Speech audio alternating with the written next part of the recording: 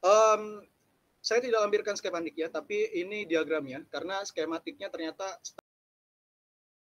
jadi saya tampilkan diagramnya aja. Di situ ada beberapa sensor ya, ada sensor gyro, seperti yang disebutkan tadi lah, sama aja.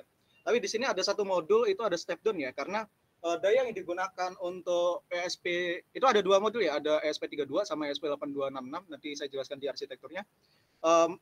Step down ini karena dia inputannya di 12 volt, kita butuh turunin itu untuk mengangkat ESP32 sama ESP8266. 12 volt ini bakal digunakan sama NEMA 17 ini karena mereka butuh 12 volt ya. Kemudian untuk adaptornya nanti menggunakan 12 volt 5 ampere karena di situ lumayan banyak sensor nantinya. Oke, sekarang kita lihat dari ESP32 atau ESP8266 itu komputasinya terbatas ya. Jadi sini saya melakukan efisiensi, rumus-rumusin cost dan tan X. Jadi rumusnya saya sederhanakan menggunakan Taylor series. Jadi nanti fungsi dari trigonometrinya bakal dibuat fungsi tersendiri. Jadi nggak ambil library dari Arduino-nya. Ini untuk flowchart-nya. Bisa dilihat, nanti saya skip aja karena waktunya terbatas. Kemudian ini untuk arsitekturnya. Jadi arsitekturnya saya bagi 4 layer ya. Ada presentation layer, domain layer, data layer, sama physical layer. Presentation layer ini untuk tampilan di mobile-nya. Kemudian domain layer ini untuk definisi ya, definisi abstraksi dari kelas-kelasnya nanti yang dipakai. Kemudian ada data layer itu interaksi datanya itu bakal di situ. Interaksi antara data di aplikasi sama interaksi data di ESP-nya. Kemudian di physical layer itu bagian ESP, sensor-sensor dan lain-lain. Dan semua dihubungkan pakai WebSocket di antara data layer sama physical layer. Ini untuk desain dari teleskopnya sederhana. Sebenarnya nanti ada lagi yang sudah saya buat pakai CAD, tapi kurang lebih gambarnya seperti ini. Kemudian ini untuk desain dari aplikasinya, cukup sederhana. Ini untuk testing ya. Pada intinya di sini saya masih menuliskan testing untuk cek kabelnya ya, koneksinya itu bakal berjalan atau enggak. Untuk softwarenya sepertinya belum ya. Kemudian untuk ini untuk softwarenya ya. Jadi softwarenya seperti ini kurang lebih. Terima kasih. Sekian dari saya. Kalau ada pertanyaan boleh ditanyakan.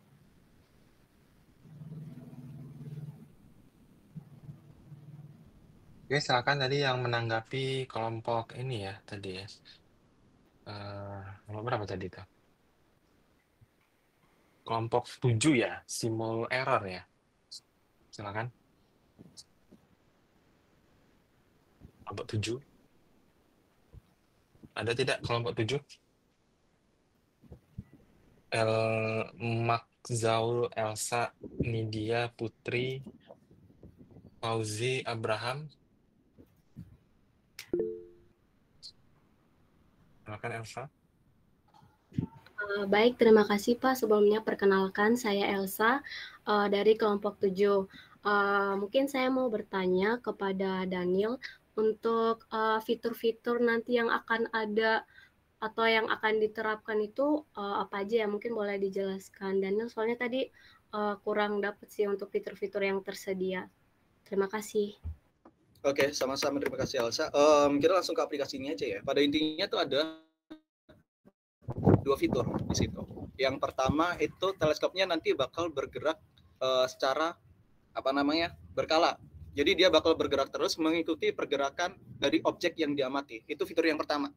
Kemudian yang kedua itu pengarahan secara otomatis. Jadi nanti ketika misal nih kita bisa lihat di bagian 1, 2, 3, 4 ya, halaman keempat dari kiri itu ada pilihan objeknya. Nanti ketika diklik itu nanti bakal ngarahin ke objek yang diklik itu. Misal nih Mars, berarti nanti teleskopnya bakal otomatis mengarah ke Mars seperti itu kurang lebih.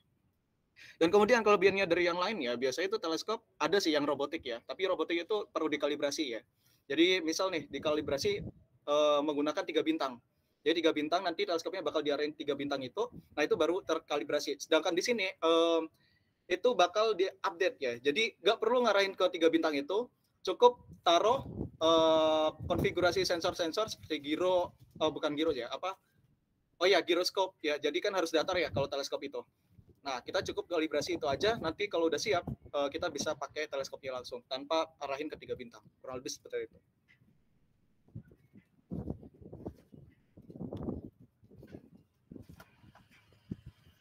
Oke, masih ada lagi tidak dari kelompok 7? kira-kira? Atau yang lain teman-teman kalau ada pertanyaan atau masukan?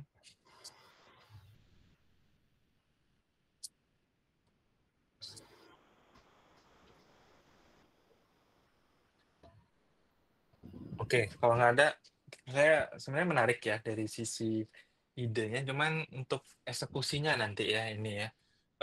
Jadi ini mencari seperti rasi bintang gitu ya, apa gimana ya? Nanti motornya bergerak mengarahkan teleskopnya, seperti itu ya? Iya Pak, jadi ngarahin Mhm. ke objek-objek antariksa, bisa bintang, bisa planet, bahkan matahari atau bulan, itu bisa. Mengarahkannya itu kayak gimana ya? Apa ada input dari masukan? Misalnya mencari bulan, cari planet Mars gitu, nanti dia bergerak gitu ya teleskopnya? Apa kayak gimana maksudnya? Iya, jadi inputannya sebenarnya itu data-data Mhm. astronomi itu sebenarnya ada sih Pak. Jadi datanya itu berupa koordinat seperti ini, dan itu koordinatnya tetap tidak berubah. Nah, tetapi kita kan perlu implementasi ya itu diubah ke Mhm. koordinat horizon. Makanya di situ nanti kita perlu konversi pakai rumus ini Pak. Nah ini makanya di sini ada butuh beberapa sensor untuk mendukung rumus ini. Ini nanti hasilnya ini apa? Data Um, motor tuh pergeseran apa gimana maksudnya? iya, pergeseran motornya itu seberapa dan ke arah mana?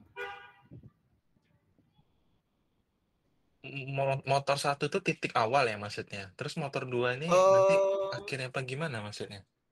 karena ada dua motor Pak di sini. Mhm. Jadi ada gerakan yang melingkar, ada gerakan yang naik turun ke atas dan ke bawah. Uh, Oh. boleh saya sudah buat CAD-nya sih Pak. Nah, kurang lebih seperti ini. Jadi ada dua motor di sini. Ini yang gerakan ke atas dan ke bawah. Mhm. Kemudian yang ini gerakan melingkar. Oke, berarti harus diinputkan dulu ya. Data-datanya tuh kamu tahu dari mana nanti? Kira-kira. Datanya cukup banyak sih Pak sebenarnya. Data astrometri sebagai contoh di sini misal saya coba cek Stellarium ya. Ini ada API-nya juga. Tapi saya Mhm. tunjukkan aja langsung implementasinya seperti apa.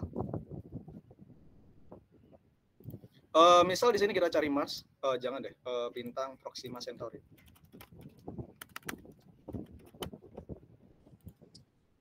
Nah, misal kita ke Proxima Centauri atau Alpha Centauri ini lebih jelas. Jadi inputannya itu sebenarnya seperti dilihat di bagian sini yang saya copy ini. Nah, jadi di situ ada koordinat yang tidak berubah dan nilainya tetap. Nah, ini yang kita inputkan tadi nanti. Jadi dari inputan ini nanti bakal diubah ke koordinat yang di bawahnya ini. Nah, koordinat inilah yang kita pakai untuk menggerakkan motornya. Nah, kurang lebih seperti itu. Oh, oke oke. Berarti nanti ini seperti integrasi juga ya ke aplikasi mobile-nya tadi, Android-nya tadi, dari Iya, ininya Pak. data. Iya. Berarti kan tinggal di-search Uh, aja gitu ya. Nanti di-search, nanti dia ngelempar anunya, data-datanya gitu. iya. Nanti rumusmu Iya, seperti itu, Pak. ngitung gitu. Iya, Hmm. ngitung. Rumusnya kebetulan udah saya perhitungkan, Pak. Jadi sudah Mm-mm. tinggal implementasi juga. Terus sudah Sama ada teleskopnya udah ada emangnya? sudah, Pak. Ini sebelah saya ini ada. Ah, ada teleskopnya. Punyamu sendiri teleskopnya? Iya, punya saya. Oke, ya saya rasa ini sangat menarik ya idenya. Belum pernah ada juga yang membuat seperti ini sejauh ini ya. Untuk tugas besar dan saya rasa ini bisa bahkan bisa dikembangkan juga ya levelnya ke tugas akhir ya nanti ya untuk ini pengembangan lebih lanjutnya gitu. Untuk alat-alatnya tadi sensor-sensornya sudah mencukupi tadi ya. 3 sensor, 2 rotor tadi. Sudah, Pak. Sudah. Coba ada rincian alat-alatnya nggak di sana? Di bagian ini aja. Nah, skematik. Jadi skematiknya bukan skematik sih, diagramnya ya. Nah, itu Diagramnya aja tadi. diagram. Coba tabel tadi. Tabel-tabel tadi. Mana? Tabel-tabelnya. Yang ini. Oke. Untuk sensornya mana? Sensor yang digunakan? Sensornya itu ada HMC5 nomor 7, Mm-mm. nomor Giroskop. Oke. ini ada nomor 5 bukan sensor ya. Oh, belum dimasukin semua berarti ini, Pak. Di sini aja saya jelasin lewat gambar. Jadi ada HMC 553L yang bagian ini. Terus kemudian ada RTC, kemudian ada sensor ini apa namanya? Giro. Ini giro, terus yang ini kompas, yang ini RTC. Ini RTC-nya, kemudian ini ada servo, ada SP32, SP8266, ada step down variabel, kemudian ada 2 NEMA 17. Oke. Ya udah. Ya, kalau dari sisi ide oke lah ya, tapi nanti implementasinya harapannya nanti ini bisa jadi ya alat yang tadi ya, sesuai tadi dengan apa tadi harapannya untuk bisa geser motornya tadi ya, teleskopnya tadi ya. Gitu. Oke, ini idenya dari dirimu sendiri kah? Sendiri, Pak. Sendiri ya idenya. Oke, saya rasa sudah cukup jelas ya apa yang mau dikerjakan. Boleh diakhiri presentasinya. Oke, terima kasih. Sekian dari saya. Wassalamualaikum warahmatullahi wabarakatuh. Waalaikumsalam warahmatullahi wabarakatuh. Oke, kelompok berikutnya ya, langsung kelompok 7 ya tadi ya. Izin saya screen ya, Pak. Ya, nanti setelah kelompok 7 lanjut ke kelompok 9 ya. Tool ethos ya ini ya.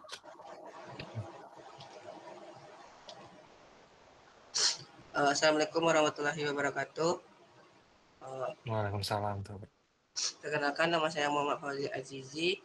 Di sini saya perwakilan kelompok 7 yang bernama Simul Error.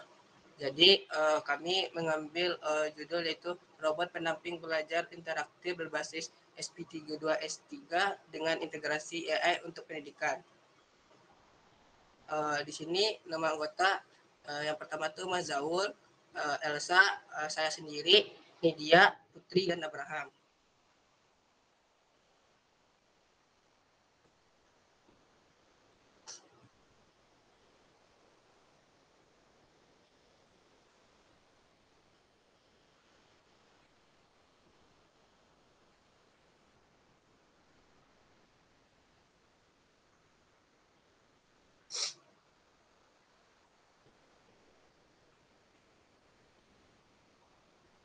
Silakan dilanjutkan. Kenapa berhenti? Halo. Slide-nya kelihatan nggak, Pak? Slide-nya kelihatan, cuman masih belum berpindah nih, nggak ada suara.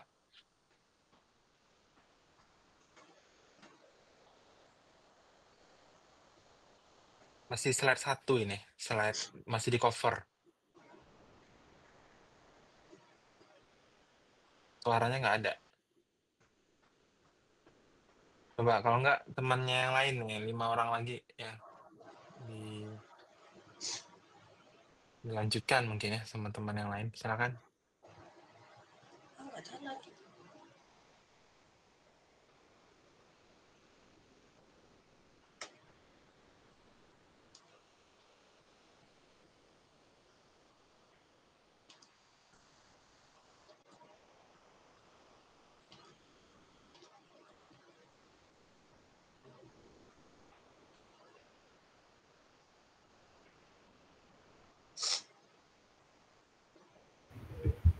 Izin Pak, mungkin saya ingin share screen Pak. Silakan.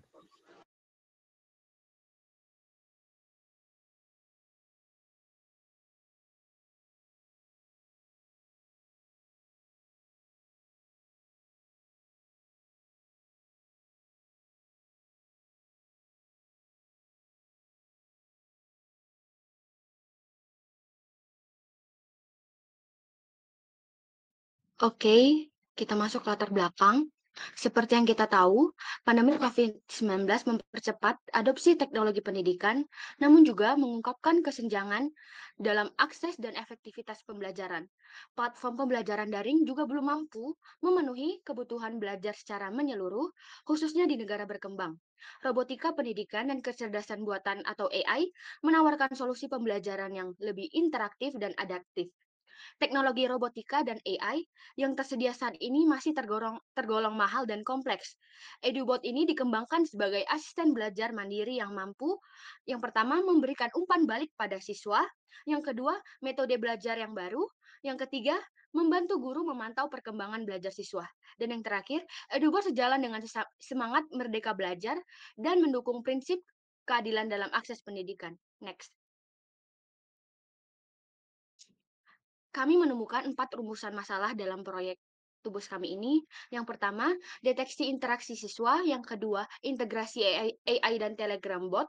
Yang ketiga, penyampaian materi dan kuis. Dan yang keempat adalah evaluasi efektivitas EduBot.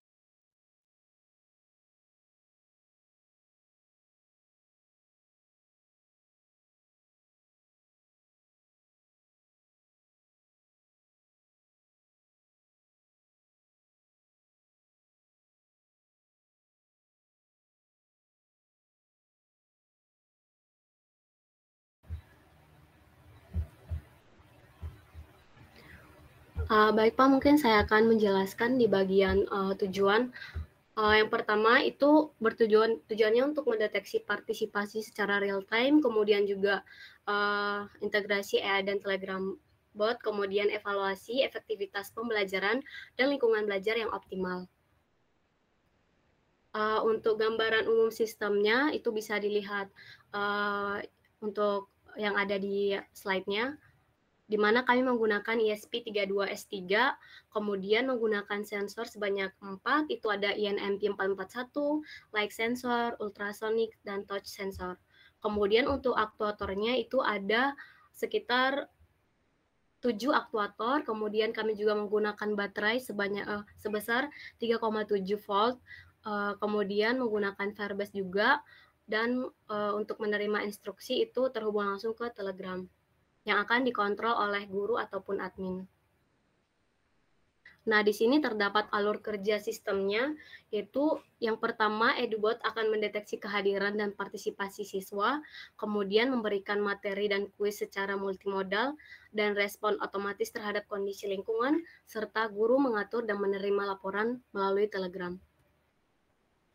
Di sini terdapat flowchart untuk yang pertama, yaitu flowchart monitoring pencahayaan menggunakan sensor LDR. Mungkin dapat teman-teman lihat untuk flowchart-nya. Kemudian yang kedua itu untuk deteksi interaksi sentuh atau touch sensor. Jadi nanti untuk touch sensornya ini untuk menerima inputan ketika robotnya memberikan kuis kepada siswa. Kemudian terdapat juga untuk output audio pembelajaran, yaitu menggunakan speaker, yang mana nanti robotnya ini akan bisa memberikan materi melalui modul yang telah dikirimkan melalui Telegram. Kemudian ada juga tampilan materi melalui OLED.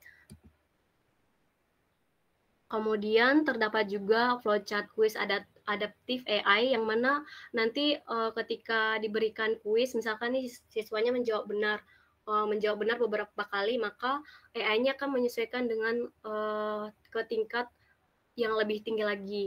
Kemudian ketika siswanya nanti beberapa kali menjawab salah, nanti AI-nya akan menyesuaikan dengan level yang sedang.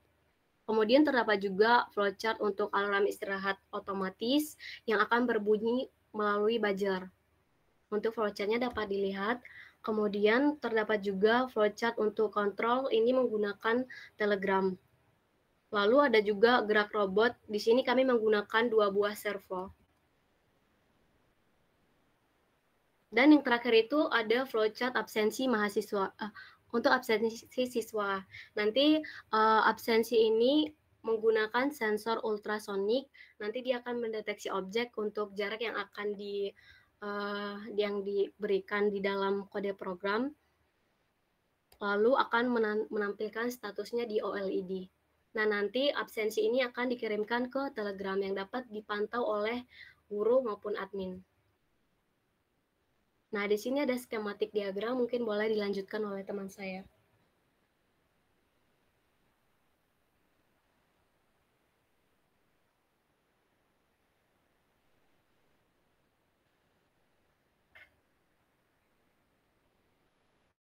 Mungkin untuk skematik diagramnya boleh teman-teman lihat di sini. Kami sudah membuat skematik diagramnya. Nah, di sini juga terdapat pengujian sistem yang akan kami gunakan itu ada sebanyak kurang lebih ada 8 pengujian sistem yang terdiri dari deteksi kehadiran, kemudian integrasi Firebase dan Telegram juga, respon gerak dan suara, pencahayaan otomatis, alarm istirahat otomatis, kemudian input quiz interaktif ini nanti menggunakan touch sensor, kemudian deteksi dan analisis suara ini menggunakan sensor INMP 441, dan yang terakhir yaitu quiz adaptif dengan menggunakan AI. Jadi untuk fitur utama dari robot ini yaitu quiz adaptif dengan AI dan pemaparan materi menggunakan speaker. Sekian presentasi dari kelompok 7. Saya ucapkan terima kasih. Mungkin teman-teman yang ingin bertanya diperbolehkan. Silakan tadi kelompok 9 ya. Untuk menanggapi ya, memberikan pertanyaan atau masukan.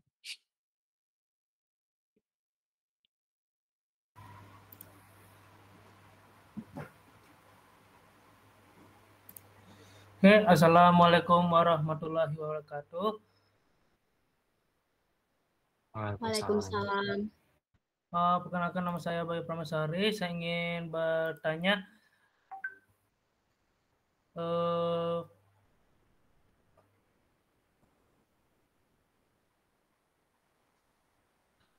bagaimana yang Edubol kan ada AI, bisa menyelesaikan tingkat kesulitan soal atau aktivitas sesuai kemampuan pengguna. Misalkan ada SD, SMP, SMA, bagaimana cara menyesuaikan tingkat kesulitan soalnya? Karena mungkin saja ada kesalahan, misalnya kan ada seorang murid SMP, mungkin nanti dia ada pakai soal SMA. Kira-kira bagaimana cara menyesuaikan tersebut? Kalau misalnya udah dibuat. Baik, mungkin izin menjawab ya. Terima kasih Bang Bayu untuk pertanyaannya. Mungkin izin menjawab.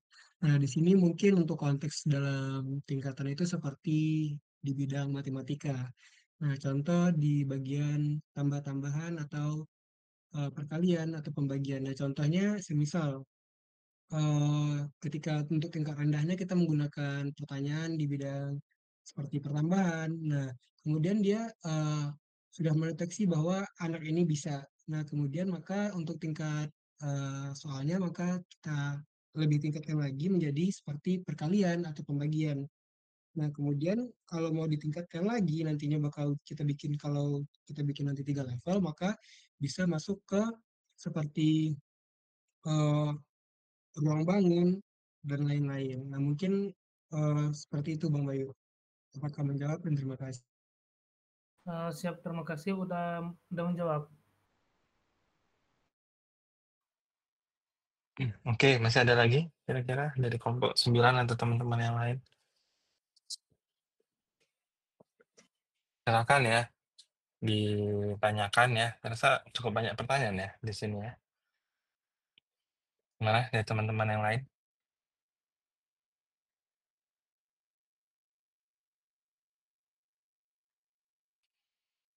Oke, mungkin saya dulu ya. Tadi kalau saya lihat ini cukup banyak ya fitur-fiturnya yang akan dikerjakan ya. Fokus utamanya tadi lebih ke mana ya? Apakah presensi atau tadi ada berhubungan sama soal-soal ya?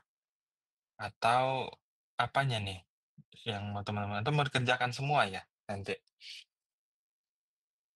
Kira-kira. Baik Pak, izin menjawab. Mhm. Nah, mungkin yang pertama itu kita fokus ke integrasi dengan AI, kemudian nanti dari guru atau admin akan mengontrol terkait materi-materi yang dipelajari oleh siswa melalui Telegram. Nanti materi-materi yang dikontrol oleh guru kita akan masukkan ke AI nantinya, dan juga untuk soal-soal yang ditanyakan akan diolah oleh AI terkait materi tersebut dan akan di-outputkan terhadap siswa. Mungkin seperti itu, Pak. Nah, nanti untuk sistem absensi itu mungkin seperti eh, nanti robot tersebut akan mendeteksi bahwa ada siswa atau tidak di depan dia, di depan robot tersebut. Nah, ketika ada siswa, maka dia akan mengoper ke Firebase untuk datanya bahwa ada siswa di depan robot. Nah, nanti ketika ada siswa, maka dia akan langsung berintegrasi interaksi dengan siswanya. Mungkin seperti itu, Pak. Sebentar, tadi terkait materi dulu ya. Nanti untuk materi-materi itu alat-alat yang bekerja apa aja ya untuk penyampaian materi tadi? Dan disampaikan di mana materinya? Apa di Telegram atau di mana gitu? Apa di Iya, Pak. OLED display tadi? Apa gimana? Mhm.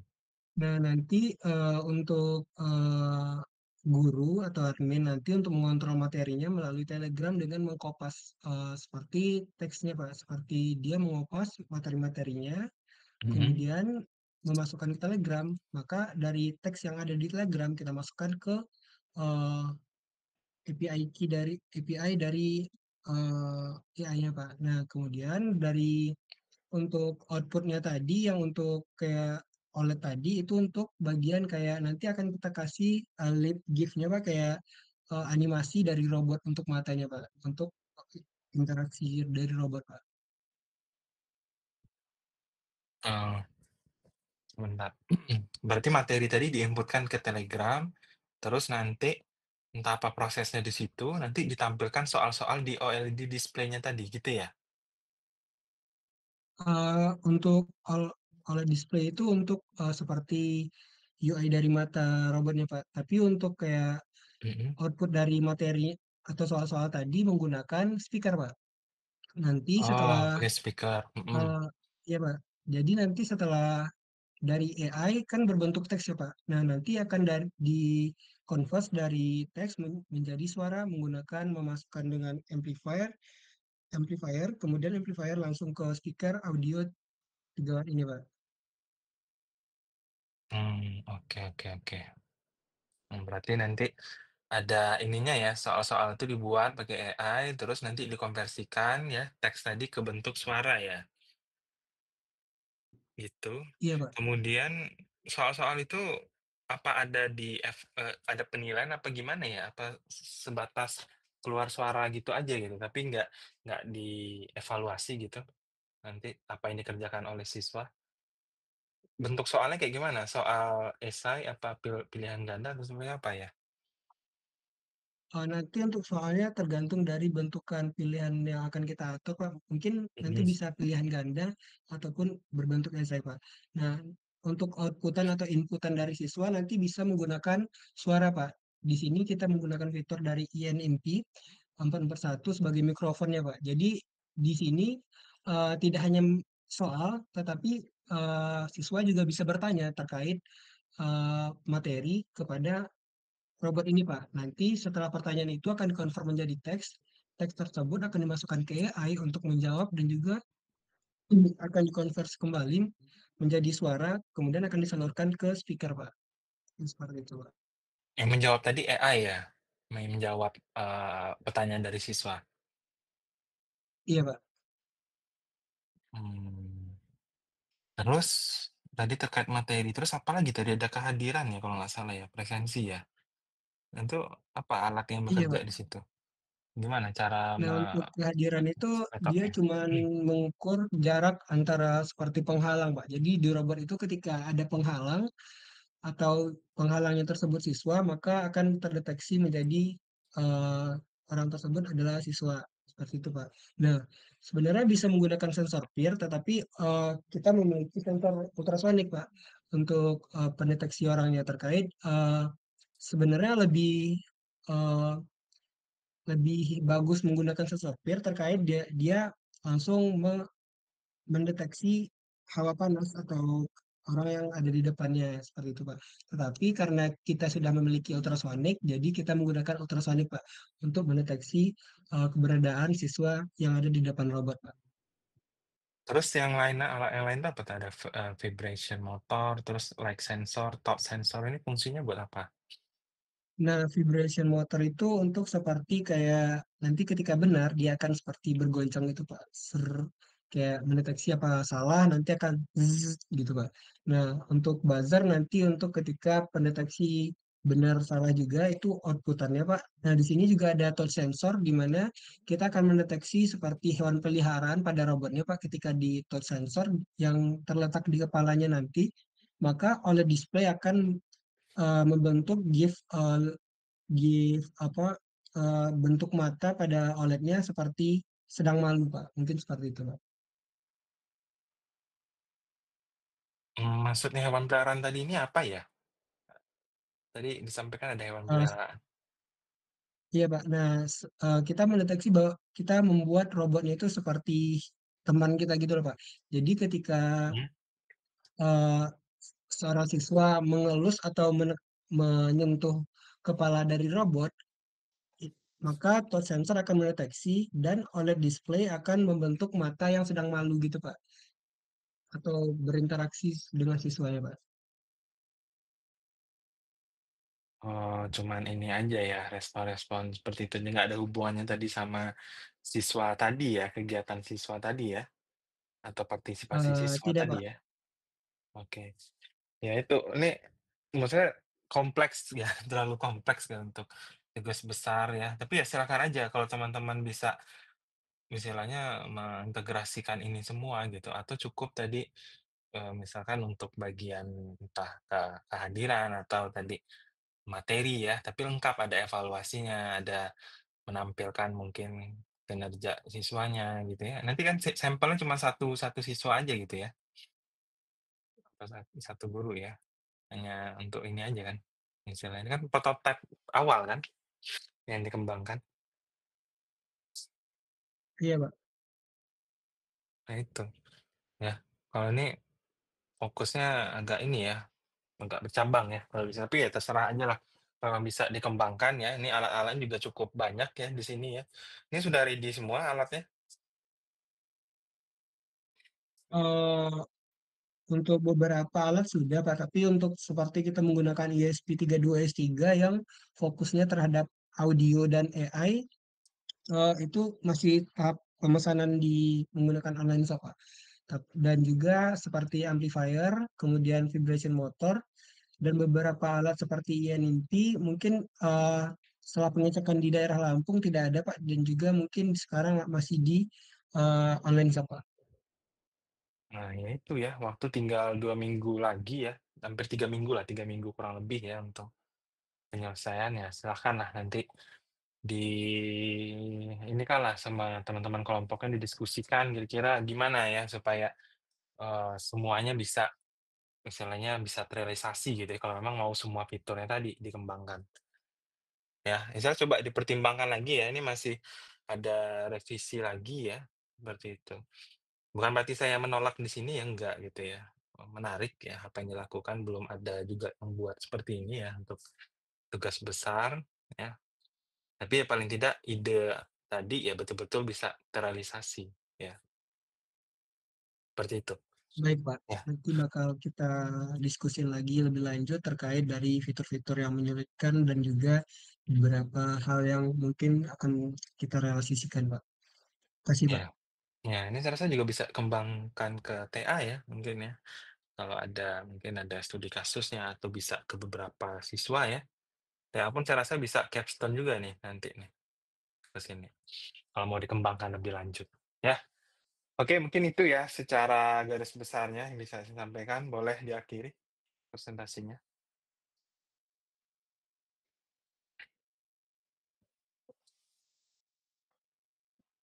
Baik Pak, sekian presentasi dari kelompok 7. Terima kasih untuk saran dan masukannya. Akan menjadi pertimbangan untuk kelompok 7. Assalamualaikum warahmatullahi wabarakatuh. Waalaikumsalam warahmatullahi wabarakatuh. Oke, mungkin langsung kelompok berikutnya ya. Tadi kelompok 9 ya, kelompok 9, kelompok Tuletos. Nanti lanjut setelah itu masuk ke kelompok ini apa? Kelompok Marbi ya. Kelompok 6. Silakan. Oke Pak, Assalamualaikum warahmatullahi wabarakatuh. Selamat sore semuanya. Assalamualaikum warahmatullahi wabarakatuh. Oke, juga memperkenalkan diri, perkenalkan nama saya Bayu Prameswaris. Saya dari kelompok 9. Izin Pak untuk langsung presentasi proposal Pak. Oke.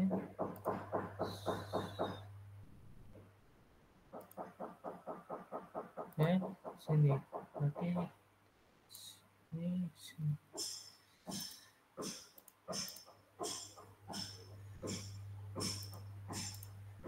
Apakah sudah terlihat Pak, teman-teman? Sudah. Oke. Oke, kali ini kami akan membuat dan proposal kami dengan judul Robot Vacuum Cleaner Otomatis berbasis Internet of Things yang disusun oleh kelompok 9 dengan anggota kelompok Ihsan, Fadil, Sebas, Zahran, Bayu, dan Jonathan. Latar belakang, kebersihan ruangan berperan penting dalam menciptakan lingkungan yang nyaman, sehat, dan mendukung produktivitas. Namun, aktivitas pembersihan secara manual seringkali memakan waktu. Hal ini menjadi tantangan, terutama bagi individu dengan keterbatasan waktu atau tenaga.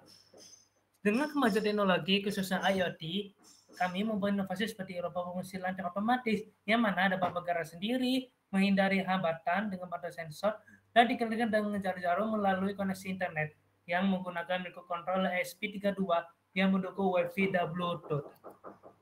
Selanjutnya akan dijelaskan oleh teman kelompok saya. Selanjutnya rumusan masalah. Yang pertama ada bagaimana merancang sistem robot pembersih lantai yang mampu bernavigasi secara mandiri. Yang kedua, bagaimana robot dapat menghindari hambatan secara otomatis. Yang ketiga, berapa lama waktu operasional robot berdasarkan kapasitas baterai yang digunakan. Next. Gambaran umum. Itu ada sistem navigasi mandiri, penghindaran hambatan secara otomatis, optimisasi penggunaan baterai, dan web monitoring.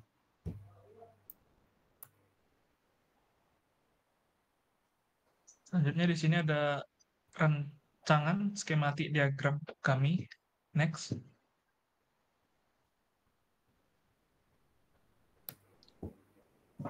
Nah, untuk komponen utama kami ini, kami menggunakan motor DC gearbox 6 volt yang digunakan untuk menggerakkan roda penggerak. Kemudian ada motor servo untuk menggerakkan sensor ultrasonik. Kemudian ada fan 12 volt untuk menghasilkan aliran udara yang membantu proses pembersihan debu.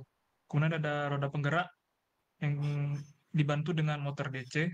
Kemudian ada caster wheel. Di sini roda ini berfungsi untuk penunjang gerakan robot seperti membelokkan arah gerakan robot. Next. Selanjutnya di sini kami menggunakan sensor ultrasonik yang berfungsi untuk mengukur jarak antara robot dengan objek sekitarnya.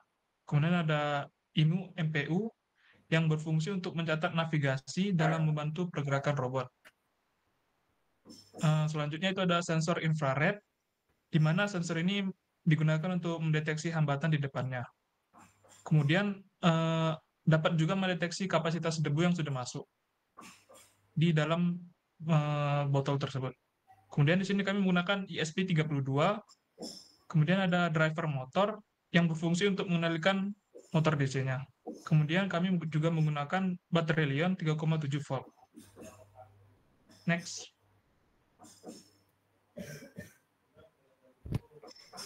Kemudian di sini ada alur kerja robotnya. Bisa dilihat di sini. Next.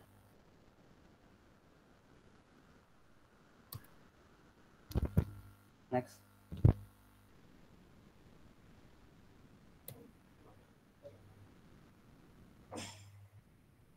Selanjutnya ada skema pengujian.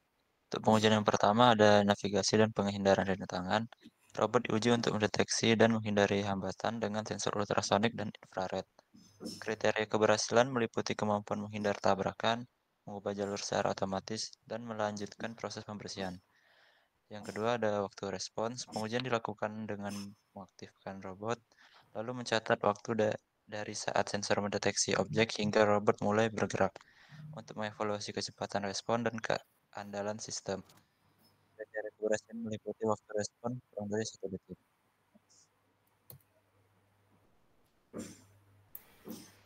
Selanjutnya ada skema pengujian waktu operasional robot. Jadi ini untuk menguji konsumsi daya robot dan efisiensi robot tersebut dari dayanya penuh sampai habis baterainya. Kemudian ada evaluasi akurat kebersihan. Jadi ini pengujian apakah robot ini membersihkannya efektif. Jadi kita nanti akan memberi kotoran di sekitar ruangan, nanti robotnya akan dijalankan. Terus dilihat apakah robot ini membersihkan secara keseluruhan. Apakah masih ada kotoran yang tersisa? Kalau masih ada berarti ini belum cukup efektif. Oke, next. Oke, sekian dari presentasi proposal kami. Apabila ada yang ingin bertanya dari Bapak maupun saudara-saudari yang ada di sini, bisa dipersilakan untuk memberikan pertanyaan.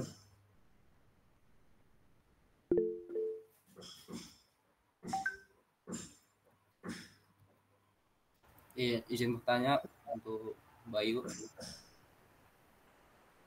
Ya, Pak. Kalau misalnya ini kondisinya motor robotnya ini mau menanjak gitu, apakah bisa menanjak atau tidak?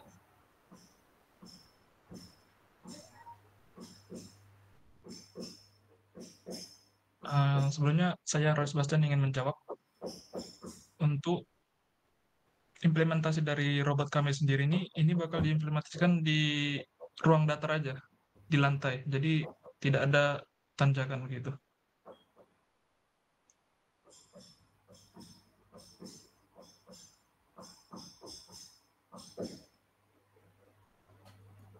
Oke. Oke.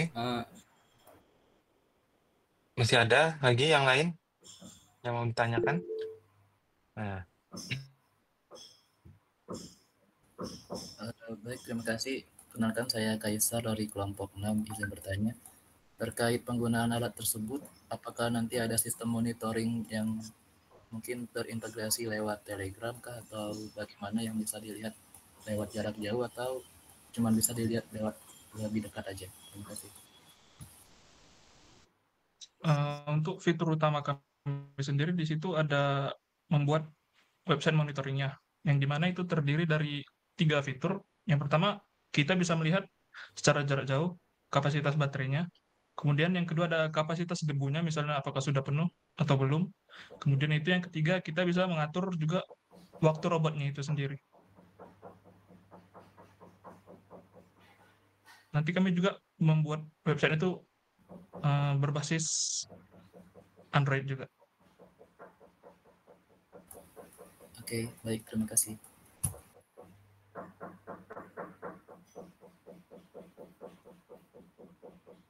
Masih ada lagi nggak dari teman-teman yang lain?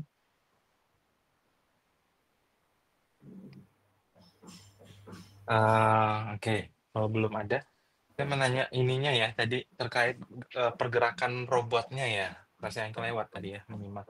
Ini robotnya nanti dikontrol manual atau bergerak sendiri ya, apa gimana ya?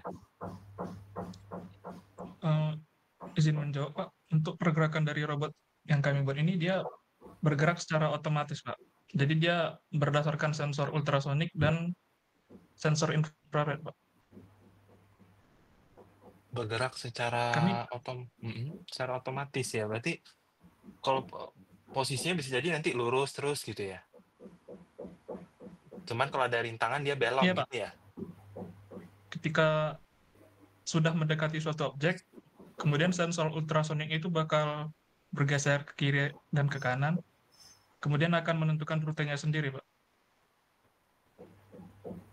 Oh, oke. Tujuan utamanya tadi untuk membersihkan untuk membersihkan apa istilahnya, untuk membersihkan lantai gitu, apa gimana sih? Tadi kan robot vakum kan ini? Iya, Pak, robot vakum. Untuk membersihkan debu di lantai, Pak. Debu di lantai ya? Oke. Tapi dia bergeraknya secara nggak menentu ya, berarti ya, tadi ya? Iya, Pak. Oke. Terus, tadi untuk debunya gimana ya nyedotnya? Untuk sistemnya itu kami menggunakan fan 12 volt, Pak.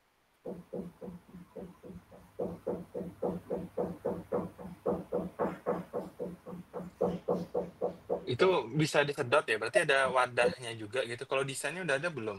Kira-kira seperti apa? Untuk desain fisiknya kami belum buat, Pak. Cuman untuk gambarannya itu kami buat kapasitas debunya itu, wadahnya itu botol, Pak. Oh, oke. Soalnya saya belum kebayang ya nyedot seberapa ini ya, pakai fan ya, bisa disedot ya debunya ya. Iya, Pak. Terus tadi ada masalah pengukuran kapasitas debu juga ya. Gimana mengukur kapasitas debunya kalau udah penuh gitu? Untuk mengukur kapasitas debu, kami bakal membuat sensor infrarednya nanti di dalam botol tersebut, Pak. Jika debunya sudah hampir penuh, maka akan ditampilkan di website kami, Pak.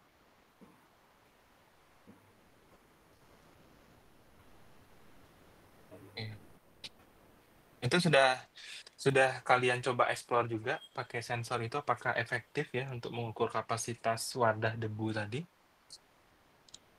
Untuk sekarang kami belum mencoba mengukur dengan sensor infrared tadi, Pak. Masih bagian rodanya sama sensor ultrasonik aja.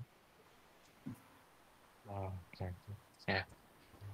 Coba nanti kalau bisa diinikan ya, apakah memang sesuai atau enggak nih alat yang digunakan. Ya. Terus baterainya tadi pakai ini ya, pakai baterai biasa ya tadi ya? Baterai Li-ion atau baterai apa tadi yang digunakan? Baterai Li-ion, Pak. Ya. Terus di website tadi ada monitoring ininya ya, kapasitas baterai juga gitu? Iya, Pak. Oke. Iya, berarti robotnya tadi kondisinya, istilahnya asumsinya lingkungan lantainya datar gitu, tidak ada apa istilahnya, tidak ada tangga ke bawah atau tangga ke atas gitu ya? Betul, Pak. Oh, oke, ya. Oke, secara ide ini saya rasa cukup menarik ya, tinggal implementasinya aja nanti ya. Soalnya juga ada yang membuat robot semester lalu gitu, tahun lalu, tapi ternyata nggak jadi gitu ya robotnya. Bahkan bentuk robot pun nggak ada ya. Ya, alat-alatnya masih keping-kepingan aja gitu. Ya harapannya nanti apa yang teman-teman rencanakan ini nanti ya bisa betul-betul dibuat lah, dikembangkan dan bisa bekerja ya sebagaimana mestinya. Ya, itu aja ya paling dari saya. Masih ada lagi nggak dari teman-teman yang lain mungkin? Kalau tidak ada, silakan ditutup presentasinya. Oke, makasih atas responsif yang Bapak dan saudara-saudari berikan pada kami. Mungkin apabila ada kesalahan dari kami, mohon maafkan dan terima kasih banyak. Jadi saya dari kelompok 9 ingin menutup presentasi ini. Assalamualaikum warahmatullahi wabarakatuh. Waalaikumsalam warahmatullahi wabarakatuh. Lanjut ke kelompok berikutnya ya. Tadi kelompok Marbi ya, kelompok 6 ya. Silakan. Setelah kelompok 6 nanti lanjut lagi kelompok terakhir ya. Tadi kelompok 3 ya kalau nggak salah ya tadi. Ya nggak, kelompok 3 nggak yang belum presentasi?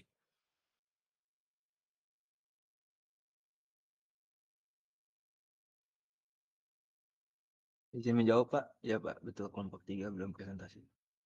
Ya, ini nggak ada nama kelompoknya ya, tertulis di sini ya. Kelompok 3 ya, setelah itu nanti tolong ditanggapi ya ke kelompok 6. Silakan dimulai kelompok 6. Baik, bismillahirrahmanirrahim. Assalamualaikum warahmatullahi wabarakatuh. Selamat sore Bapak dan teman-teman semua. Perkenalkan, kami dari kelompok 6 dengan nama kelompok Marbi, mahasiswa ramah bayi. Di sini kami beranggotakan 5 orang, saya sendiri Muhammad Kaisar Teddy, ada Renaldi Christian Simamora, Michael Daniel Lapitupulu, Iksan Kuntadi Baskara, dan juga Fajrul Ramadan Aksa. Kami dari kelompok 6 membuat alat yang dinamakan Tele Baby Care,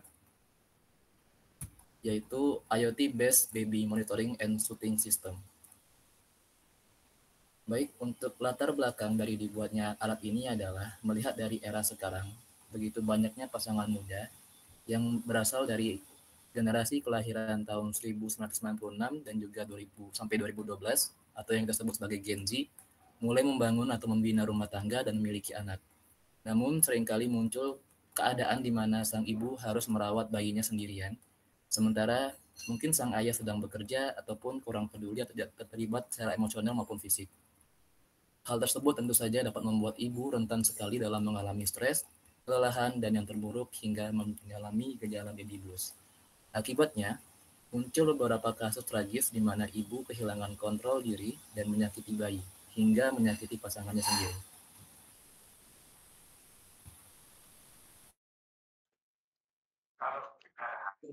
Baik, saya lanjutkan.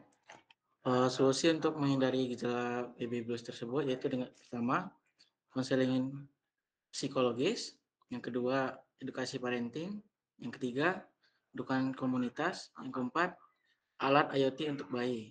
Kami dari kelompok 6 berencana untuk merancang sistem alat berbasis IoT yang dapat untuk mendeteksi suhu, tangisan, dan pergerakan bayi, serta mengirim notifikasi ke ponsel yang bekerja secara otomatis real time dalam memantau kondisi bayi. Sebelumnya kita wajib tahu apa penyebab umum dari bayi menangis. Yang pertama kelaparan, popok kotor, sulit tidur, suhu panas atau dingin, dan lain-lain. Desain perangkat, hardware dan software. Yang pertama ada sensor lingkungan. Contohnya yang untuk menangani bau tak sedap, suhu ruangan, dan kelembapan lain. Yang kedua aktuator yang dibutuhkan untuk mengatur suhu ruangan, mengayunkan keranjang bayi, serta memutar musik untuk membantu bayi tertidur. Selanjutnya notifikasi itu mengirimkan notifikasi ke ponsel orang tua untuk seperti kelaparan atau popok basah. Selanjutnya kontrol manual via Telegram. Orang tua dapat mengontrol sistem langsung melalui aplikasi Telegram untuk menyesuaikan kondisi lingkungan bayi sesuai kebutuhan. Selanjutnya desain perangkat sensor, yaitu kami menggunakan sensor suhu DHT11, sensor bau ini masih dalam pertimbangan, sensor suara, dan sensor ultrasonik. Oke, kita lanjut ke penjelasan terkait sensornya. Sensor suhu di sini kita gunakan karena menggunakan parameter yaitu bayi merasa nyaman pada suhu ruangan antara 22 Celcius sampai 26, di mana logika sistem yang akan dirancang ialah jika suhu di atas 27 derajat, kipas akan menurunkan suhu. Kipas hidup dan untuk menurunkan suhu. Kipas jika di bawah 20 derajat, kipas akan mati. Sedangkan sensor suhu akan memantau secara real time terkait data-data tersebut. Untuk sensor suara itu kami menggunakan KY037, di mana mendeteksi suara menggunakan electric microphone dan preamplifier, di mana logikanya itu tangisan, mendeteksi tangisan yaitu suara keras dengan mengecek analog 0. Jika rata-rata di atas threshold beberapa detik, maka terdeteksi tangis dan mengaktifkan motor pengayun atau kondisi mengirim notifikasi. Kita lanjut ke slide selanjutnya. Untuk sensor bau itu kami menggunakan MICS5524, di mana merupakan metal oxide semikonduktor, sensor yang mendeteksi berbagai gas. Ini masih dalam pertimbangan seperti yang disebutkan teman saya tadi. Untuk sensor ultrasonik, itu memantau atau memonitor jarak bayi dari sensor, menggunakan logika jika jarak di atas 50 cm, artinya bayi tidak ada di tempat tidur atau jatuh, maka aktuator yang dilakukan adalah buzzer aktif dan mengirimkan notifikasi ke orang tua. Jika untuk sebaliknya itu, jika jaraknya 10 cm, berarti bayi dalam kondisi berada di ranjang atau selimut, tertutup selimut, dan bisa dianggap juga sebagai peringatan. Oke, lanjut ke slide selanjutnya. Untuk desain perangkat aktuatornya itu kami menggunakan kipas mini. Untuk motor pengayunnya kami menggunakan motor DC. Untuk aktuatornya kami menggunakan buzzer. Dan pemutar musiknya menggunakan DFP player mini dengan speaker yang kecil. Lanjut. Untuk penjelasan terkait aktuator kipasnya itu kami menggunakan kipas DC12V akan memberikan suhu 26 sampai 28 derajat. Untuk aliran dayanya itu 5 volt dan 1 ampere. Oke, kita lanjut ke slide selanjutnya. Selanjutnya untuk motor pengayun, yaitu kami menggunakan motor DC gear dengan tegangan 12 volt DC, yaitu nanti kami memakai relay untuk menghidupkan dan juga mematikan ini motor dayungnya atau motor pengayunnya. Oke, selanjutnya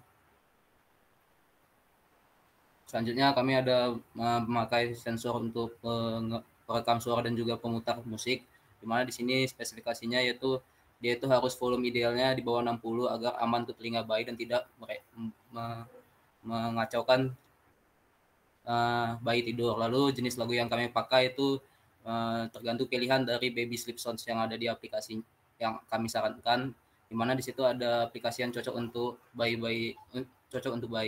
Lalu suara yang perlu dihindari juga ada aura keras, frekuensi tinggi yang yaitu musik beat cepat dan suara mendadak. Nanti cara integrasi ke sistem itu dengan cara DSP player mini terhubung ke SPX32, lalu speaker dihubung langsung ke output DSP player. Nanti bisa dikontrol volume dan track via dengan menggunakan kode ESP32, lalu dayanya berasal dari 5 volt PSU. Oke, selanjutnya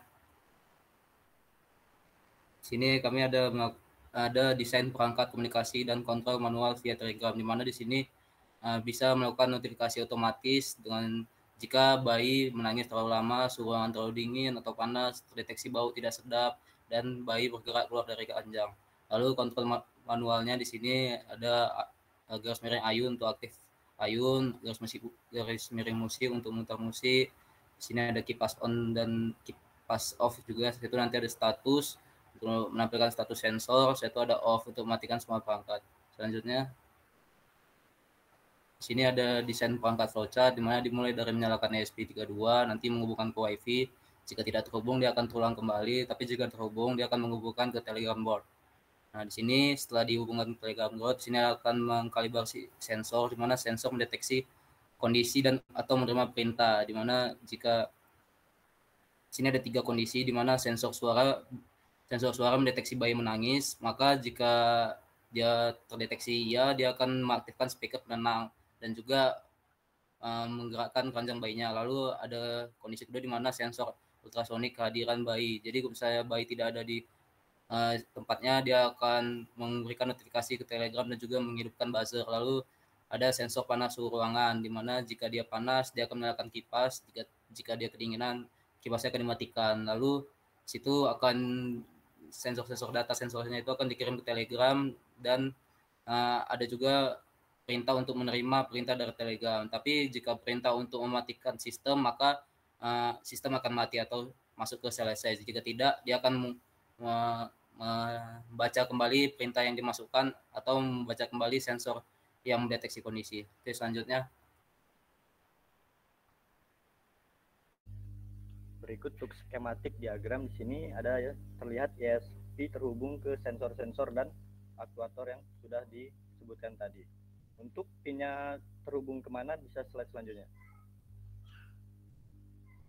Jadi untuk sensor suhu atau DHT22 VCC kita hubungkan ke 3,3 volt ground ke ground. Untuk datanya ke pin 14.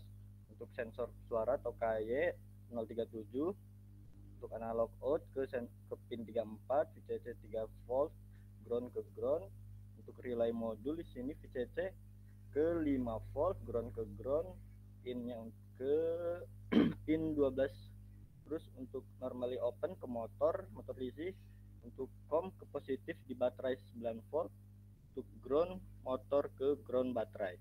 Untuk HCSR04 atau ultrasonic VCC ke 5 volt ground ke ground, pin trig ke pin 32, pin echo ke pin 35. Untuk DV player mini di sini VCC ke 5 volt ground ke ground, TX ke RX DSP32, RX ke TX DSP32, dan speaker terhubung ke pin speaker modul. Lanjut. Untuk skema pengujian sensor di sini, 1 pengujian sensor DHT22 pada suhu ruangan, kedua pengujian sensor DHT22 pada suhu tinggi, ketiga, pengujian sensor DHT22 pada kelembapan tinggi. Keempat, pengujian sensor DHT22 pada kelembaban rendah. Kelima, pengujian sensor KY037 dalam kondisi sunyi. Keenam, pengujian sensor KY037 saat bayi menangis. Ketujuh, pengujian sensor HCSR04 dengan bayi di keranjang. 8, pengujian sensor HCSR04 saat keranjang kosong. Skema pengujian aktuator dan telegram bot. Untuk aktuator, 1, pengujian DV player mini memutar lagu lullaby. Kedua, pengujian volume DV player mini. Ketiga, pengujian kipas menyala saat suhu panas. Keempat, pengujian kipas mati saat suhu normal kembali. Kelima, pengujian kombinasi aktuator bekerja bersama. Untuk skema pengujian telegram bot, 1, pengujian pengiriman notifikasi suara bayi terdeteksi. Kedua, pengujian pengiriman notifikasi suhu tinggi. Ketiga, pengujian pengiriman notifikasi kelembaban tinggi. Keempat, pengujian notifikasi status bayi tidak terdeteksi di ayunan.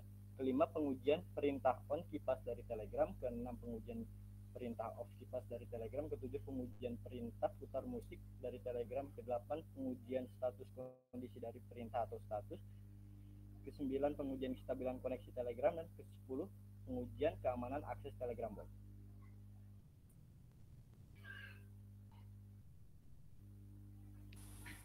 Baik, sekian penyampaian dari kami. Selanjutnya kami buka sesi tanya jawab bagi teman-teman maupun Bapak yang ingin bertanya, dipersilakan.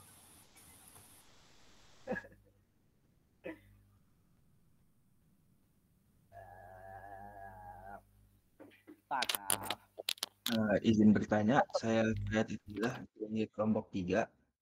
Boleh ke ini nggak, slide yang flowcard nggak?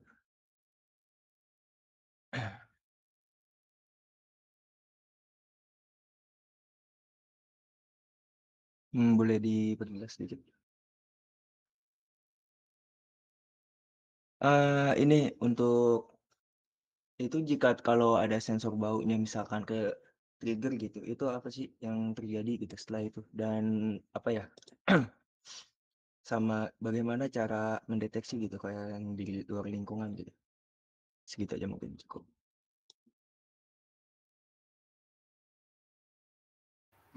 Terima kasih Fayat atas pertanyaannya. Izin menjawab ya. Di sini tidak ada di flowchart tidak ada sensor bau dikarenakan sensor bau itu masih opsional atau jika kami memiliki budget lebih kami akan memakai sensor baunya. Jadi kalau misalnya masih ada sisa jadi kami pakai, dan jika misalnya kami memakainya nanti kondisinya itu jika dia kecium bau misalnya bau kotoran bayi, dia akan itu kan jika kotoran bayi tercium, bayi kan akan langsung nangis. Kalau kondisinya bayi sedang melakukan itu, dia akan langsung nangis. Nah, jika nangisnya itu lebih dari 10 detik dan tercium bau itu, nanti dikirim langsung notifikasi melalui Telegram bahwasannya bayi sedang melakukan itu, kegiatan berak lah bilangnya. Oke, terima kasih, Fayat. Cukup menjawab. Terima kasih Daniel atas jawabannya. Baik, terima kasih atas pertanyaannya Saudara Fayat. Bagi teman-teman yang lain ataupun Bapak yang ingin bertanya, dipersilakan.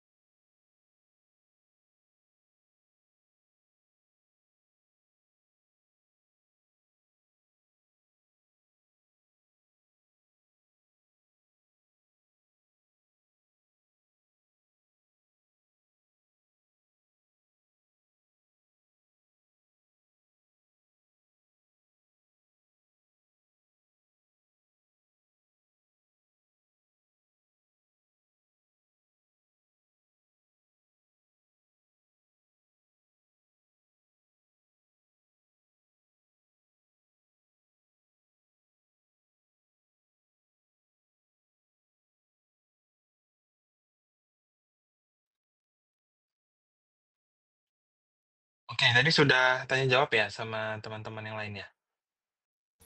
Sudah Pak, satu pertanyaan dari Pak. Oh ya, tadi saya koneksinya sempat terputus ya. Oke. Ada beberapa hal yang ingin saya tanyakan ya tadi terkait alat yang digunakan ya. Tadi ada anunya juga ya, pemutar musik ya kalau nggak salah ya? Iya Pak. Nah, pemutar musik ya, itu kondisinya bagaimana ya nanti ya, supaya musiknya bisa berputar? Terus tadi ada beberapa jenis lagu juga, apakah mengikuti nanti dari kondisi tertentu gitu ya? Nanti musik ini putar apa, terus volumenya berapa, atau gimana? Ada sampai ke situ nggak tadi? Kira-kira. Ada Pak. Jadi sesuai Hmm. dengan nama dari alat kami, yaitu alat untuk memonitoring dan juga menenangkan bayi. Jadi musik ini nanti akan diputar ketika bayi nangis atau rewel gitu Pak. Nah di situ musiknya akan keluar secara pelan-pelan Pak, tidak langsung mengejutkan bayinya sehingga tidak kaget gitu bayinya. Jadi mungkin ada transisinya sebelum dia memutar musik itu pelan-pelan naik volumenya gitu Pak. Dan tujuan adanya musik ini adalah untuk menenangkan bayi, mungkin kayak lagu white noise, lullaby atau Nina Bobo dan lain-lain seperti itu Pak. Dan itu nanti diputar musiknya itu kondisinya sampai kapan? Apakah sampai bayinya berhenti nangis atau sampai lagunya memang sudah selesai gitu durasinya? Kalau itu masih dalam bentuk permisalan Pak. Jadi semisal bayinya menangis itu bisa jadi nanti lagunya akan tetap berputar. Namun bisa juga nanti ketika bayinya tertidur, orang tua bisa memutar lagu tersebut agar anaknya lebih tenang ketika tidurnya ataupun lebih santai ataupun nanti kayak bayinya nggak ngerasa sendirian, ada yang nemenin gitu Pak. Jadi orang tua juga bisa mengatur kapan dan sampai kapan musiknya dihidupkan Pak. Oh, ada konfigurasinya. Tadi konfigurasinya lewat apa ya? Ada lewat aplikasi atau gimana? Kontrolnya nanti, monitornya, informasinya. Untuk rencana kami menggunakan Telegram, bot Telegram Pak. Itu juga nanti terkonfigurasi untuk terkait sensor suhu yang bakal memutarkan aktuator seperti kipas tadi Pak. Jadi ketika suhu panas ataupun terlalu dingin, mungkin nanti di Telegram bisa orang tua memberikan perintah ke botnya untuk mematikan atau menghidupkan kipas. Begitu juga dengan lagu ini Pak. Oke. Terus ada sisi keamanan untuk bayinya nggak ya? Ini nanti dibuat bentuknya seperti apa nanti nih? Ada dibuat kayak semacam wadahnya apa gimana ya tempat bayinya gitu? Untuk wadah dari bayinya sendiri ataupun dalam bentuk keranjang gitu Pak. Jadi keamanannya itu nanti bakal dibuat semaksimal mungkin ketika bayi itu tidak terlalu mudah untuk terjatuh. Seperti ada sedikit kayak bisa dibilang pagar lah supaya bayinya tuh nggak gelinding ke bawah ataupun jatuh gitu Pak. Nah tapi ketika misalnya bayinya ini udah kisaran sebagai bayi dalam umur-umur aktif yang bisa bergerak kemana aja, dan ketika dia kabur ataupun tidak ada di tempatnya, maka sensor dari sensor ultrasonik bakal memberikan informasi bahwa bayi tidak ada ketika dia mendeteksi bahwa tidak ada objek di depannya sejauh 50 atau kurang lebih sekitar itu Pak. Oh, berarti untuk monitornya pakai ultrasonik tadi ya untuk ngecek anunya ya, posisi bayinya tadi masih di tempatnya atau enggak gitu ya? Iya Pak, dan juga selain itu ultrasoniknya juga bisa memonitoring terkait jauh dekatnya bayinya Pak. Misalnya terlalu dekat itu juga bisa nanti men-trigger notifikasi ke orang tua. Takutnya nanti alat ataupun sensornya nanti diacak-acak sama bayinya Pak. Oh, oke. Oke. Ya, saya rasa menarik ya apa yang dilakukan ya, terkait juga idenya ya di sini. Ada sensor suara dan segala macam, tapi itu memang bisa diukur ya tadi ya istilahnya, intensitas suaranya dan aksi yang dilakukan sesuai dengan intensitas suara tadi gitu ya. Kan juga ada mungkin, suara gimana ya, apakah menangis emang bisa mendeteksi menangis apa cuman ketawa gitu ya? Nanti bayinya ketawa itu terdeteksi menangis nggak nanti kira-kira? Kalau itu melihat dari desibel suaranya, Pak. Misalnya suaranya itu Mm-mm. terlalu tinggi, itu pasti bisa diperkirakan sebagai bentuk tangisan gitu, Pak.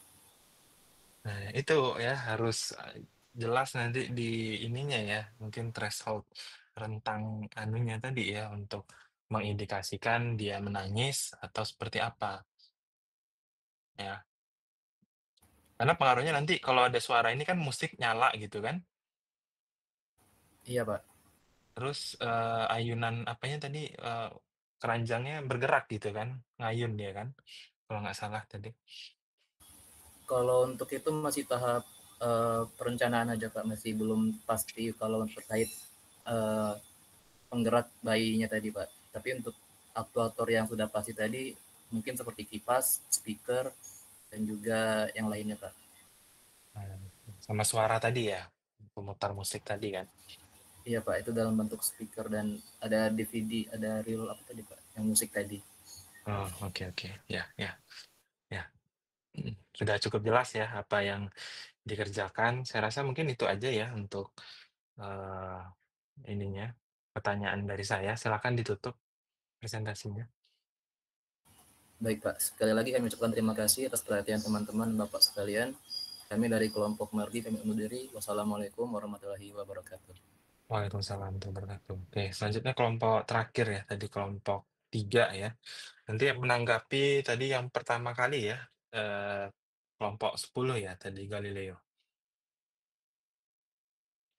Baik Pak, izin Pak untuk share screen. Ya, silakan.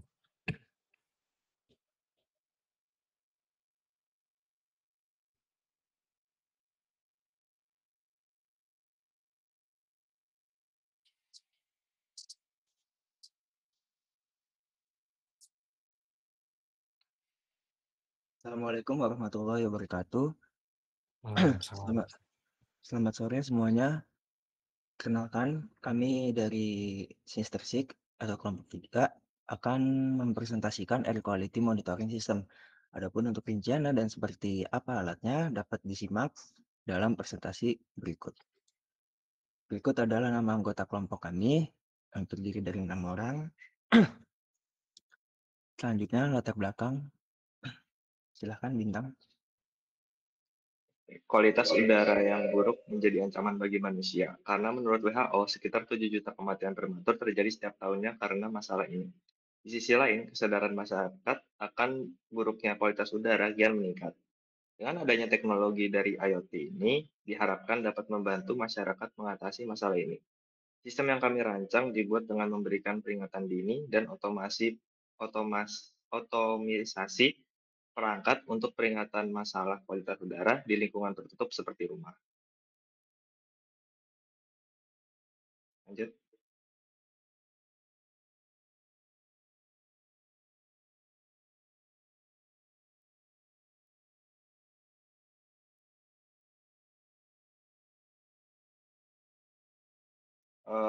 Rumusan masalahnya bagaimana merancang sistem pemantauan kualitas udara berbasis IoT yang real-time, akurat, mudah digunakan, mampu memberikan peringatan dini, serta dapat mengontrol perangkat mitigasi secara otomatis untuk meningkatkan kualitas udara dalam ruang.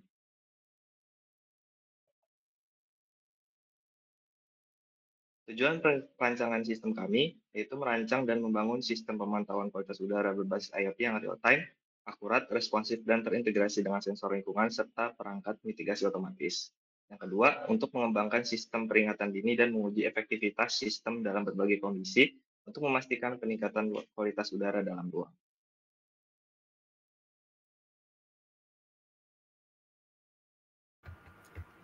Baiklah, selanjutnya di bagian flowchart, yang pertama itu ada inisiasi komponen, selanjutnya masuk ke bagian pembacaan sensor, jadi ISP-nya akan membaca 3 sensor yang ada, yaitu membaca sensor debu, sensor gas, dan sensor suhu atau sensor DHT.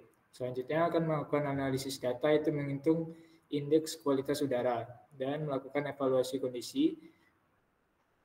Jika debu tinggi, maka aktuator kipas akan diaktifkan. Jika gas berbahaya terdeteksi, maka servo akan berputar untuk membuka ventilasi. Selanjutnya, jika suhu ekstrim, maka kipas dan servo akan hidup berbarengan, dan jika kondisi normal, maka sistem akan mematikan aktuator. Dan selanjutnya, data sensor disimpan lalu dikirim ke cloud server, dan data tersebut akan ditampilkan pada website.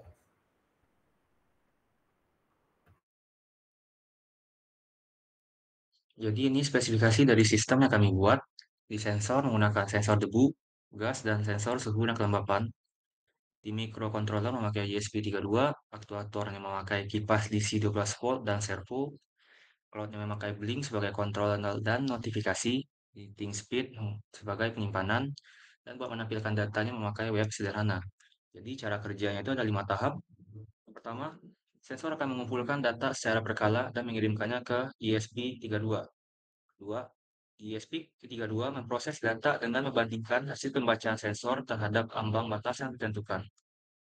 Ketiga, jika kualitas udara memburuk, sistem secara otomatis mengaktifkan kipas dan membuka ventilasi. Jika kondisi kembali normal, sistem kembali ke mode hemat energi. Keempat, data sensor dikirim ke ThinkSpeed untuk penyimpanan dan bisa dilihat melalui Blink. Terakhir, data kualitas udara akan ditampilkan ke web sederhana, dan jika terjadi kondisi berbahaya, sistem akan mengirimkan notifikasi ke pengguna melalui aplikasi Blink.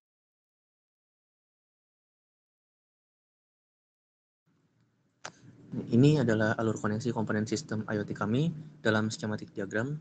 Di sini kita pakai microcontroller ESP32 sebagai pusat kendali, di mana semua sensornya dan alat-alat kita nanti terhubung ke sini. Lalu kita pakai 3 sensor utama yang tadi disebutkan. Nah, nanti semua sensor-sensor ini ngasih data ke ESP32 lewat pin-pin GPIO. Terus kalau misalnya datanya nunjukin udaranya nggak sehat, sistem bakal ngasih respon otomatis lewat DC fan 12 volt yang dikendaliin lewat transistor BC337 sebagai switch. Terus ada servonya untuk buka tutup ventilasi sesuai perintah, dan juga power supply DC 5 volt sebagai adaptor sumber dayanya.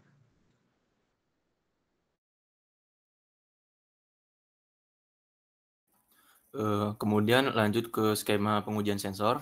Di sini yang pertama terdapat pengujian dalam kondisi normal, yaitu berdebu, asap, dan juga CO2 dan amonia.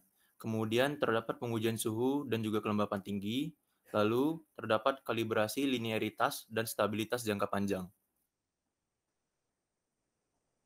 Kemudian terdapat skema pengujian aktuator, yaitu kipas dan servo diuji untuk respon otomatis. Kemudian juga terdapat uji kecepatan kipas, sudut servo, daya, dan juga ketahanannya.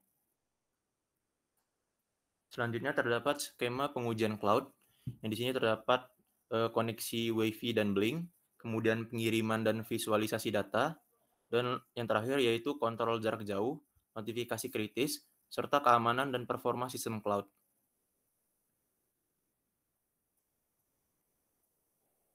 Terakhir untuk kesimpulannya, jadi kami dari kelompok 6 atau Sensorsik akan mengusulkan perancangan sistem pemantauan kualitas udara berbasis IoT yang secara real time, responsif, dan otomatis. Sistem juga dirancang untuk memantau, memberi peringatan dini, serta mengontrol perangkat mitigasi seperti yang disebutkan sebelumnya, yaitu servo dan kipas fan di sini. Lalu selanjutnya kami akan melakukan implementasi dan pengujian pada sistem. Berikut presentasi kami. Sebelum diakhiri, kami akan masuk ke sesi tanya jawab. Silahkan teman-teman. Baik, sebelumnya perkenalkan, nama saya Daniel Ferrasuri dari kelompok 10. Boleh ke skematik diagram.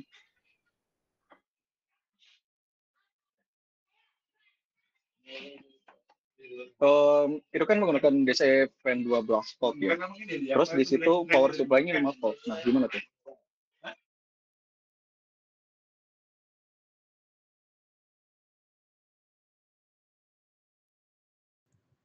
Izin menjawab ya.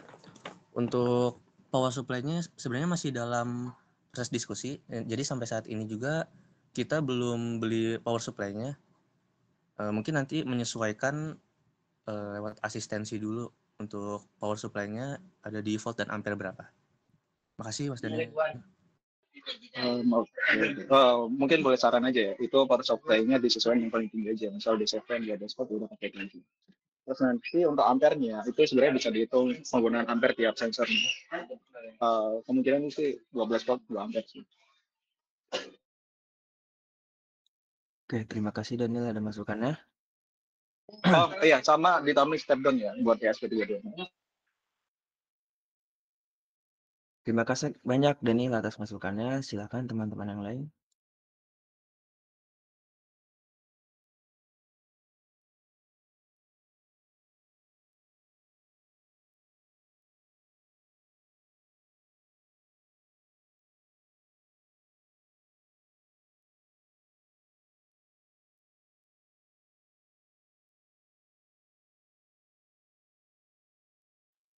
Oke, sudah ya tadi ya. Masih ada lagi teman-teman yang lain yang mau ditanyakan untuk kelompok 6?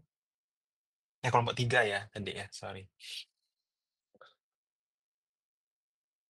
Oke, terus ini nanti pengembangannya rencananya gimana? Apakah outdoor apa indoor ya? Nanti monitoringnya kira-kira. Izin menjawab Pak, untuk skema yang kami buat ini seperti dalam case indoor Pak. Oh, indoor ya. Nggak bisa outdoor berarti. Untuk outdoor belum memikirkan ya sih Pak. Baru sampai ini ya. Kemarin kami hanya merencanakan untuk indoor saja. Oke. Kemudian ini kan kualitas udara ya, air quality. Ini ada ukurannya nggak sih kualitas udara itu seperti apa? Kan biasanya ada indeksnya ya, AQI ya kalau nggak salah.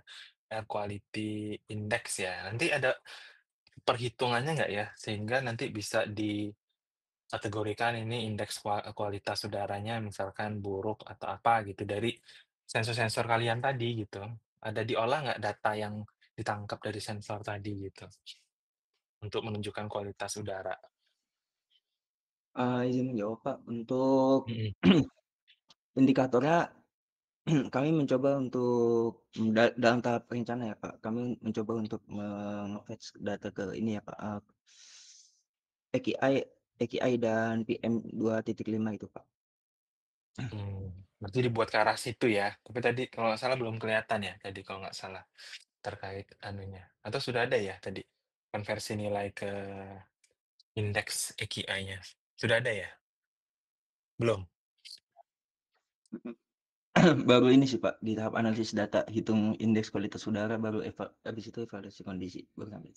Oh iya ya, nanti coba dipahami dulu ya perhitungannya seperti apa, nanti parameter-parameternya gitu ya. Supaya bisa dapat kualitasnya apakah baik, buruk, dan segala macam. Ya sebenarnya pengembangan lebih lanjut kan ini bisa juga diintegrasikan pakai AI gitu ya. Tapi ya saya juga nggak berekspektasi sampai situ, silakan mungkin nanti pakai if aja lah, secara umum aja gitu. Ya, lebih simpelnya. Oke, mungkin itu ya, silakan ditutup presentasinya, ini waktunya juga sudah lewat.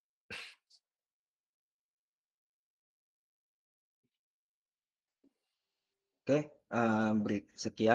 sekian dari kami kelompok 3, yaitu Sinestersik. Kurang lebihnya mohon maaf. Kami akhiri. Wassalamualaikum warahmatullahi wabarakatuh. Waalaikumsalam warahmatullahi wabarakatuh. Oke, secara garis besar saya lihat untuk ide teman-teman ini menarik ya idenya. Harapannya nanti apa yang sudah diusulkan ya, ide-ide ini ya bisa betul-betul terrealisasikan ya. Kalau bisa dari sekarang itu udah difiksasikan terkait desain alatnya ya, karena beberapa tadi saya lihat juga ada yang belum kegambar dengan jelas desainnya seperti apa ya, alatnya, kemudian dari sisi sistemnya, flow-nya ya, alur kerjanya, parameter-parameter atau threshold-nya itu beberapa tadi masih ada juga yang masih belum dirincikan ya, jadi silakan difiksasikan segera ya, kalau bisa sudah oke ya minggu ini ya. Paling tidak secara kasarannya sudah ada semua lah nilai-nilainya, terus desainnya bentuknya seperti apa, batasan alatnya tadi ya. Nah ini kan juga, tujuannya kan hanya buat prototipe ya, harus ada batasannya, tidak kompleks ya. Nah dan pertimbangan juga tadi yang kalian kerjakan tuh bisa selesai atau tidak. Ya. Mungkin itu ya saran dari saya gitu, nggak mesti harus terlalu wah, terlalu kompleks, tapi kalau nggak bisa dikerjakan, ya sama aja bohong, ya, seperti itu. Mungkin sebelum saya akhiri ada yang mau ditanyakan nggak sampai di sini kira-kira? Ini udah pada kabur semua ya, tinggal 20 orang. 30 ya, 25 orang ya kurang lebih. Ada yang mau ditanyakan tidak teman-teman? Untuk minggu depan kita tetap laporan progres ya terkait apa yang dikerjakan. Jadi kalau bisa dibuatlah timeline yang jelas pengerjaannya seperti apa, dibagi tugasnya ya, dibagi tugasnya. Oke, jangan dikerjakan sendiri ya, kecuali memang dari awal mau ngerjain sendiri ya. Berarti kan sudah tahu lah kira-kira apa kesulitannya ya, progresnya seperti apa gitu. Gimana teman-teman, ada yang bertanyakan tidak sampai di sini? Halo?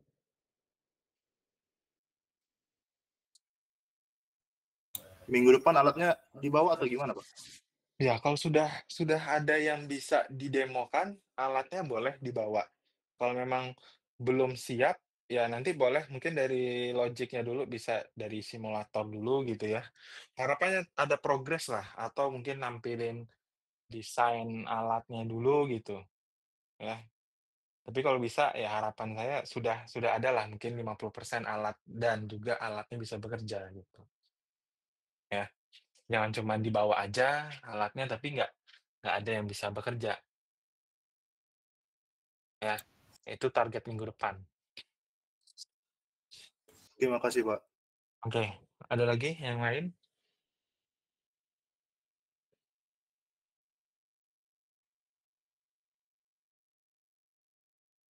Ya, intinya nanti apa yang jadi bahan apa yang kita diskusikan hari ini silakan nanti maksimalkan lagi ya. Tadi yang masih kurang-kurang nanti di-submit lagi ya. Nanti untuk batas akhir submit hari Sabtu ya. Hari Sabtu ya. Nanti saya buat assignment-nya di Moodle ya. Silakan segera dimaksimalkan ya perbaikannya. Oke, mungkin itu aja ya teman-teman untuk kelas kita hari ini. Terima kasih untuk kehadiran dan perhatiannya. Saya akhiri, saya cukupkan. Selamat sore. Assalamualaikum warahmatullahi wabarakatuh. Terima kasih, Pak. Waalaikumsalam warahmatullahi wabarakatuh. Waalaikumsalam.